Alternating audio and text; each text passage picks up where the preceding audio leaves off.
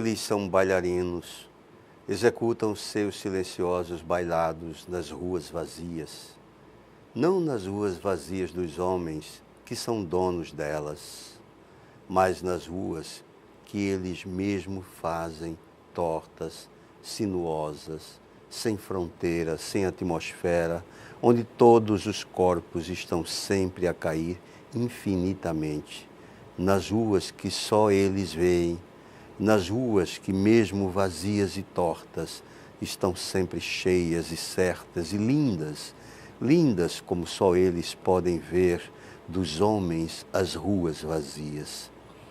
Não importa que bailar ninguém os veja, que só a lua os observe, eles bailam e flutuam na sua rua imaginária e são ebriamente felizes. Não importa se amanhã a rua será novamente dos homens, eles dançam adormecidos e são felizes nesse momento. Que ninguém tente despertá-los, porque nesse momento são felizes. Como a rua vazia, impassíveis, deixemos eles, já que é dos homens, não dos bêbados, a realidade.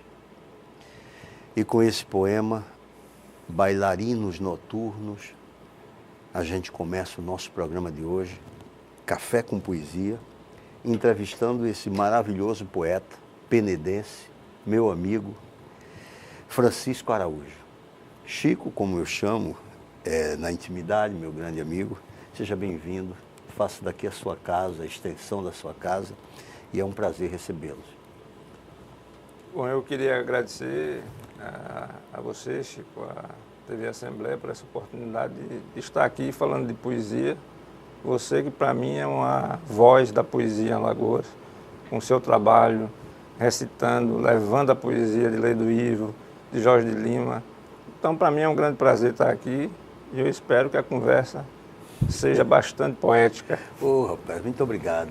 Chico, como é que você adentrou, né, na área poética, como poeta, como escritor também, enfim, você também é professor, mas o que é que motivou você a isso? Eu não sei, eu acho que o poeta nasce com defeito, né? Então eu fui um daqueles meninos, né, que ao invés de jogar bola, de repente descobriu os livros, né? Meu pai tinha lá a estante com os livros e eu ficava lendo. E, assim, antes de ler, a minha irmã lia para mim, né? Ela já um pouco mais velha, então ela lia para mim, revista em quadrinho. E naquele universo do quadrinho eu fui penetrando na fantasia da literatura, né? Depois, quando eu aprendi a ler, então vem assim um contato com a vida dos poetas, isso já no fundamental, no ensino médio, né, onde nós estudamos literatura, então eu conheço a vida de um Castro Alves, de um Cruz de Souza, e aquela vida deles me encanta de uma certa forma. Então, dessa mistura do defeito, né, que é congênito, com essa fascinação pelos poetas, né, pelaquela vida, pelaquela vivência, é que eu tenho a iniciativa de tentar os meus primeiros poemas, né? Uhum. Imitando aquelas figuras que eu venerava. E ainda hoje estou tentando chegar lá. Mas você é um grande poeta. E a relação, por exemplo, isso aí surgiu com a influência do seu pai, claro, mas também, e na escola, a partir de que ano? A partir do fundamental? Do segundo grau, o que hoje é o ensino médio, nas aulas de literatura, a gente estuda, né, a literatura portuguesa, a literatura brasileira. E foi nesse momento que eu comecei a conhecer a vida daqueles poetas, né? Fernando Pessoa, o Olavo Bilac, aqui, os grandes mitos brasileiros, né?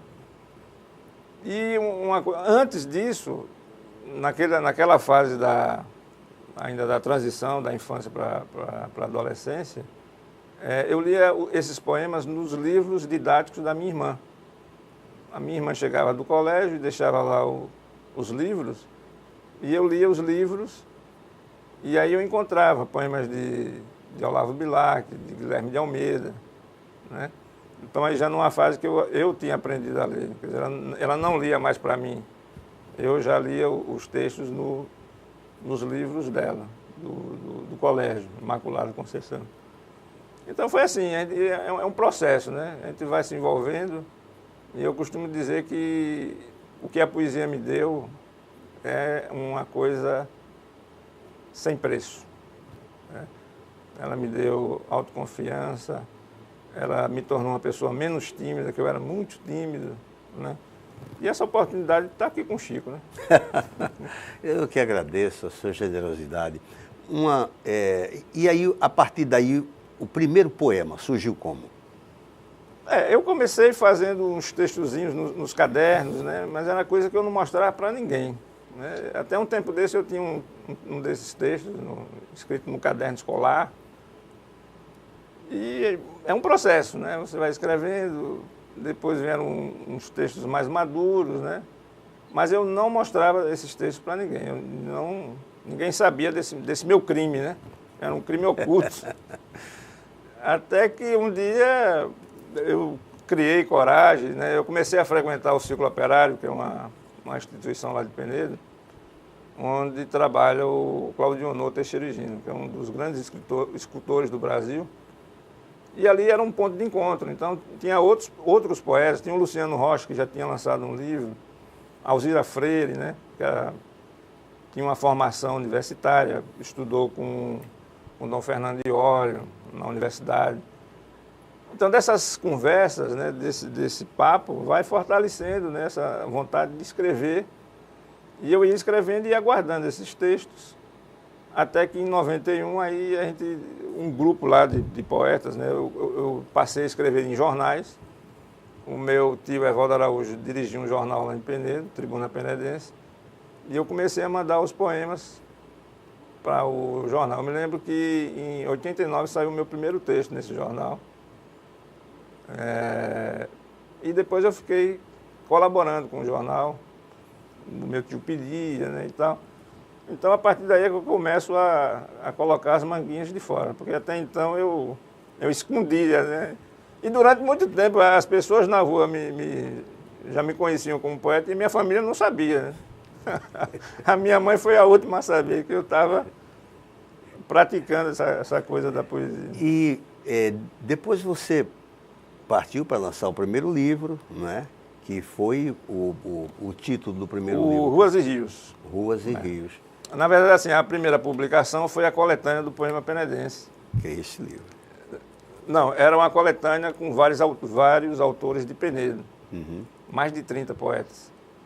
Que eu considero esse livro assim, uma espécie de marco dessa nova geração que surgiu da década de 80 para cá. Porque reuniu muita gente. Aí tinha o Luciano Rocha, tinha a Alzira. Uhum. Então foi um trabalho coletivo. E depois aí parti para o trabalho individual em 1994 com esse primeiro livro, Ruas e Rios. E após o Ruas e Rios? Aí teve um intervalo razoavelmente grande de tempo para sair o segundo, né, que foi o Beco e Labirinto, em 2004. Beco e Labirinto, que é Beco esse Labirinto, livro aqui. Que é, na verdade, o que se pode chamar de uma produção alternativa, né? A parte interna é xerocada, a capa é serigrafia, porque eu costumo dizer que o autor no Brasil ele tem duas batalhas, né? O de criar e depois de como colocar esse trabalho na rua, como imprimir, né? E a produção independente? Independente, com a ajuda do comércio de Penedo. Lá do Penedo, uma cidade bucólica, linda a sua cidade. Penedo é uma das cidades mais belas que eu já conheci. Eu vou lá sempre quando posso, inclusive privando da sua lá hospitalidade que você... Enfim. O Chico, você é um dos organizadores também do Recita Penedo, né? Isso. Já há quanto tempo existe?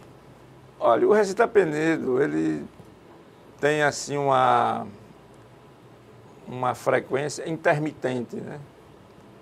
Porque as duas primeiras edições foram em 93 e 94.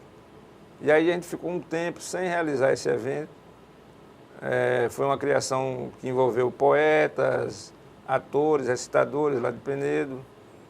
E depois, em 2002, se eu não me engano, esse projeto foi retomado, né, a convite do João Moraes Lopes, o João Bolinho, então secretário de Cultura da cidade. E aí nós fizemos 4 edições. Aí tivemos um outro intervalo e agora, em 2012, nós fizemos a 7ª edição, do Recita Penedo e vamos ver se esse ano, aliás, no próximo ano, a gente faz a 8ª edição. Em 2016, qual é o período que vocês fazem? Qual o mês? Sim, geralmente tem acontecido em novembro ou dezembro, no final do ano. Uhum. Que é uma festa, um encontro maravilhoso lá na cidade de Penedo. E esse encontro se realiza geralmente no Teatro 7 de Setembro, né? Isso, sempre no Teatro 7 de Eu Setembro. participei lá, é um momento maravilhoso, né? E final de ano tem aquela coisa da confraternização e tal. Muito, muito bom. Você está com algum projeto novo, alguma coisa nova aí ligada à literatura? Sim, eu estou com o meu 4º livro, né, sobre o arrebol. É um livro que eu estou ainda finalizando.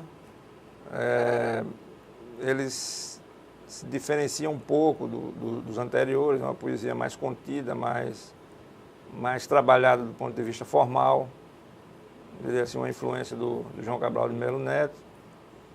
E também é um livro onde eu me afasto um pouco de Penedo, né? O meu trabalho Penedo está sempre muito, muito presente nos meus trabalhos, mas nesse aí eu procurei ser um pouco mais universal, se bem que é possível você ser universal cantando a sua aldeia, como diz a velha máxima, né? Mas nesse a temática está um pouco mais voltada para temas mais universais, mais abrangentes. Ô Chico, qual foi o escritor, o poeta que mais influenciou você na literatura? É difícil apontar um único. Foram vários, né? Dos mais antigos, eu podia citar Olavo Bilac, Cruz de Souza, todos eles me influenciaram. Agora, num determinado momento, um que teve uma influência grande foi o Fernando Pessoa, né? O Drummond, também, Manuel Bandeira. Isso sem falar nos poetas alagoanos. Eu podia citar aqui o próprio Lei do Ivo, né? Que você tão bem conheceu.